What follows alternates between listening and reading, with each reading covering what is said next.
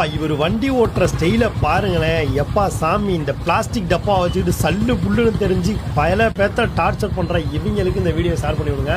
உண்மையிலே சொல்கிறேன், இவர் வண்டி வச்சுருக்க ஸ்டைலும் செம்மையாக இருக்குது. இவர் யாருன்னே தெரிலங்க. ரோட்டில் போய்கிட்டு இருந்தேன், பயங்கர கத்தா ஸ்லோவாக பயங்கரமாக வண்டி ஓட்டிகிட்டு இருந்தார். நிறைய பேர் கமெண்ட் உள்ள வந்துருவீங்க, ஹெல்மெட் போட்டு வண்டி ஓட்டுங்கன்னு. யாருன்னே தெரில. இருந்தாலும் இந்த மாதிரி ஸ்லோவாக ஓட்டினா யாருக்குமே எந்த ஆபத்தும் வராது. உண்மையிலே உங்களுக்கு ஓட்டுற வண்டியை பார்த்தா 50 வருஷம் எக்ஸ்பீரியன்ஸ் இருக்கு பார்த்துங்க. அப்படி ஓட்டுறாரு. இந்த வண்டியோட சவுண்டும் பயங்கர சூப்பராக இருந்துச்சு.